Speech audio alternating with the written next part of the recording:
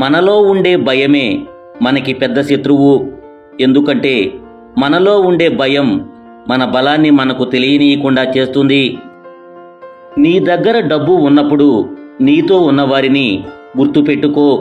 నీ దగ్గర డబ్బు లేనప్పుడు నీతో ఉన్నవారిని గుండెల్లో పెట్టుకో. అందానికి విలువ ఇచ్చేవారికి ఏ గాయాన్ని చూపించలేము. అనుమానించే వారితో ఏ గతాన్ని పంచుకోలేము. కాలానికి కర్మకు జ్ఞాపక శక్తి ఎక్కువ. ఎంతకాలం తర్వాత అయినా సరే మనిషి చేసిన మంచి చెడులకు అది ఫలితం ఇవ్వకుండా వదిలిపెట్టదు.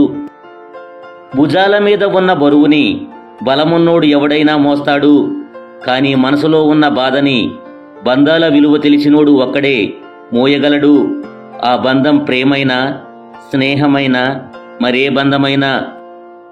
3 ముళ్లతో ముడిపడిన బంధం కంటే మనసుతో ముడిపడిన బంధం చాలా గొప్పది. అందమైనది ఎప్పుడు ఆశ పెడుతుంది, ఇష్టమైనది ఎప్పుడు కష్టపెడుతుంది. ఆశలను పెంచే పరిచయాలు 100 ఉండడం కంటే అండగా వచ్చే పరిచయం 1 ఉండడం చాలా మంచిది. మందలో ఒకరిగా ఉండకు, 100లో ఒకరిగా ఉండడానికి ప్రయత్నించు. నీతులు చెప్పడం వల్ల పెద్దగా లాభం ఏమీ లేదు. వాటిని ఆచరించినప్పుడే ఆ మనిషికి విలువ.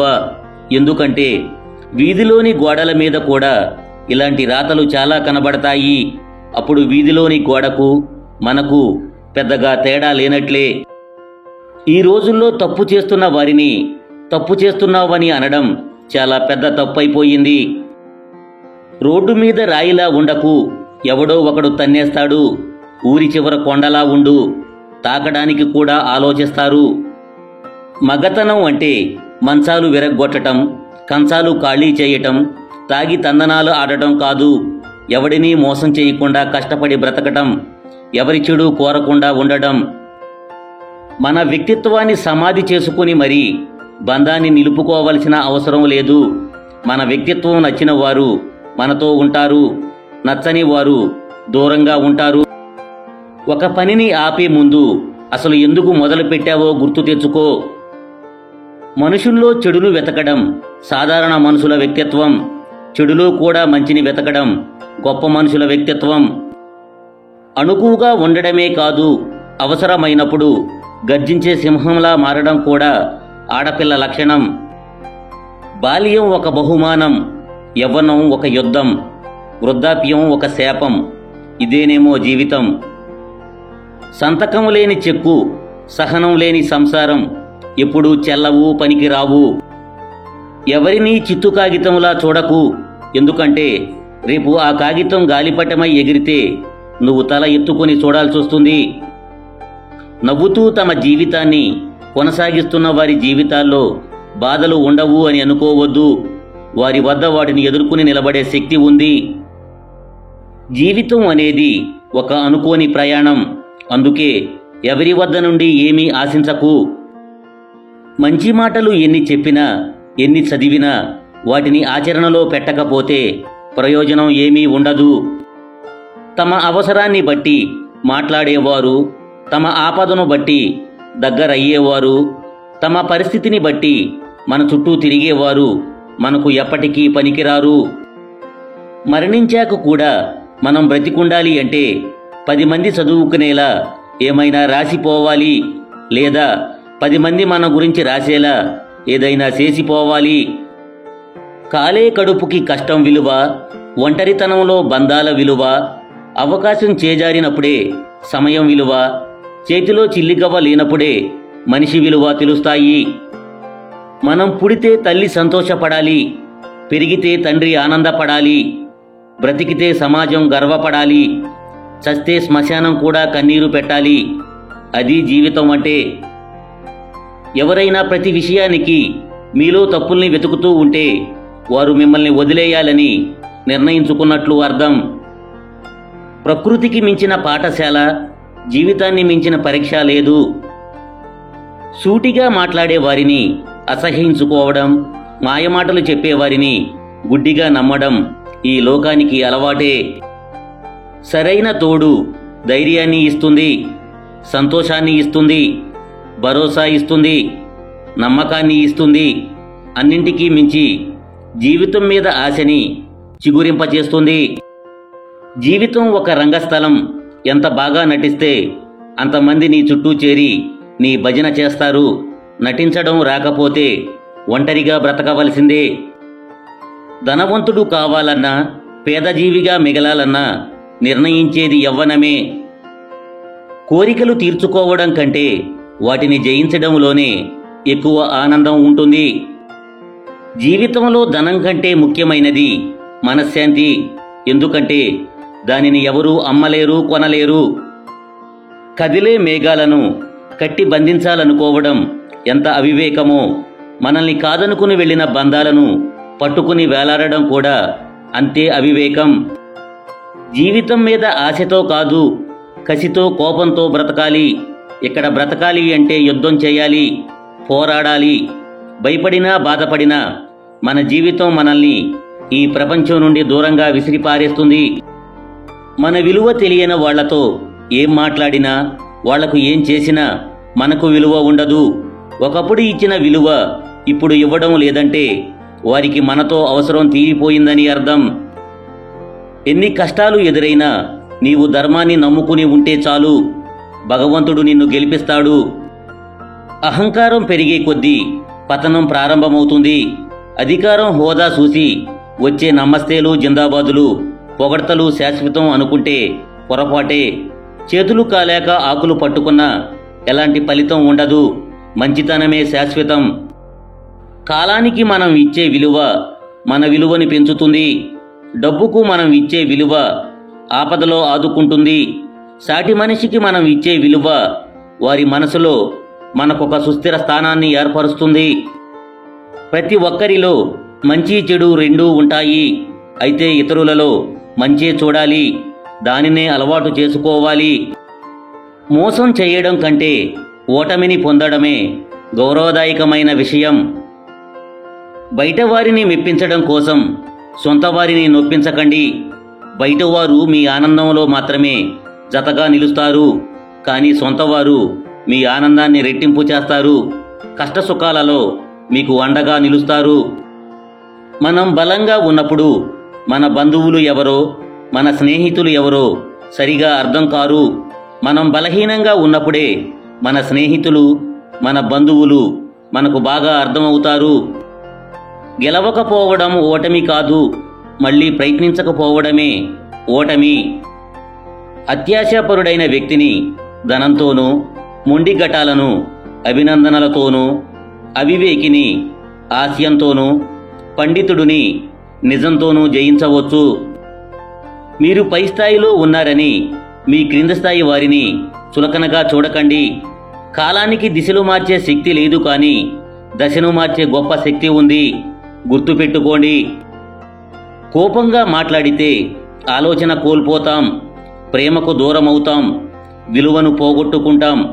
శాంతంగా మాట్లాడితే కోపం వలన మనం కోల్పోయిన మంచిని తిరిగి పొందుతాం. లేనివాడు గుడి బయట అడుక్కుంటాడు, ఉన్నవాడు గుడి లోపల అడుక్కుంటాడు. లేనివాడి ఆరాటం కూటి కోసం, ఉన్నవాడి ఆరాటం కోటి కోసం. విషయ పరిజ్ఞానం లేకున్నా కొందరు వివేకవంతులు అన్నట్టు వాదనకు దిగుతుంటారు. అలాంటి వారితో వాదనకు దిగడం కంటే వీలైనంత దూరంగా ఉండడమే మంచిది. అమ్మాయికి అందం కంటే అర్థం చేసుకునే మనసు ఉండాలి. అబ్బాయికి ఆవేశం కంటే ఓపిక ఎక్కువ ఉండాలి. అప్పుడు ఆ జీవితం బాగుంటుంది. మానసికంగా శక్తివంతమైన వాళ్ళు ఎలాంటి కష్టాన్నైనా మరుసటి రోజుకి మర్చిపోగలుగుతారు. మనల్ని ప్రేమించే వారి కోసం కాకపోయినా మనల్ని తక్కువగా, చులకనగా చూసేవారికి సమాధానం చెప్పడానికైనా నెగ్గాల్సిందే. మంచినీరు లేని సముద్రాన్ని చూసి అందరూ ఇష్టపడతారు, కానీ ఆ నీరు తాగడానికి ఎవ్వరూ ఇష్టపడరు. అలాగే మనలో మంచితనాన్ని చూసి అందరూ ఇష్టపడతారే తప్ప మన కష్టాన్ని చూసి ఎవరూ మన దగ్గరికి రావడానికి ఇష్టపడరు. డబ్బులున్నాయన్న గర్వంతో ఎదుటివారిని హేళన చేయకు. మనిషి 100 ఏళ్లు బ్రతికినా కాటికే, ఎన్ని కోట్లు కూడబెట్టినా కూటికే. నువ్వు కన్న కల పగిలి 100 ముక్కలైందనుకో, వాటిలో ఓ ముక్కను తీసుకోవడానికి వెనుకాడవద్దు. ఎందుకంటే మరో కొత్త ఆరంభానికి అదే నీకు ఆధారం. జీవితం అంటే ఇప్పటి వరకు రాని విజయాలు వచ్చేలా కష్టపడటం, వచ్చిన అపజయాలు మళ్లీ రాకుండా జాగ్రత్త పడడం. అవకాశాల కోసం కలిసే స్నేహాలు, అవసరాల కోసం కలిసే బంధుత్వాలు ఎప్పటికీ శాశ్వతంగా నిలబడవు. అద్దం మన ముఖంలోని మరకని చూపిస్తే మరకని తుడుచుకుంటాం, కానీ అద్దాన్ని పగలగొట్టం. అలాగే ఎవరైనా మనలోని లోపాన్ని చూపిస్తే దాన్ని సరిదిద్దుకోవాలి, కానీ వారిపై కోపం చూపకూడదు. నీ జీవితం ఒకరి చేతిలో ఆటబొమ్మ కాకూడదు. ఓటమైనా గెలుపైనా, బాధైనా బరువైనా, ఎంత నష్టమైనా ఎంత కష్టం అయినా నీ జీవితం నీ చేతుల్లోనే ఉండాలి. ప్రాణం పోతున్నా బానిస బ్రతుకు మాత్రం బ్రతకవద్దు. నీ జీవితంలో నిన్ను కలిసే ప్రతి ఒక్కరిది ఒక్కొక్క పాత్ర. కొందరు నిన్ను పరీక్ష చేస్తారు, కొందరు నిన్ను వాడుకుంటారు, కొందరు నీకు నేర్పిస్తారు, కొందరు నిన్ను ప్రేమిస్తారు. కానీ ఎవరైతే నీలో శక్తిని గుర్తించి వెలికి తీస్తారో వారే నీకు ముఖ్యులు, విలువైన వారు. సంపాదించే తెలివి ఉన్నవాడు పోగొట్టుకున్న దాని గురించి ఆలోచించడు. గెలిచే దమ్మున్నోడు ఓటమి గురించి బాధపడడు. బలమైన బలహీనతైనా అంతా నువ్వు ఆలోచించే విధానంలోనే ఉంటుంది. నీ ఇష్టాన్ని అందరూ ఆమోదించాలని లేదు, కాబట్టి ఆశించకు. ఎవరి కోసం నీ అభిప్రాయాన్ని మార్చుకోవాలని లేదు, కాబట్టి మదనపడకు. రావణరాజ్యంలో ఉండి కూడా విభీషణుడు చెడిపోలేదు. రామరాజ్యంలో ఉండి కూడా కైకేయి బాగుపడలేదు. అందుకే మనం ఎక్కడ ఉన్నామనేది ముఖ్యం కాదు, మన స్వభావాన్ని ఎలా ఉంచుకున్నామనేదే ముఖ్యం.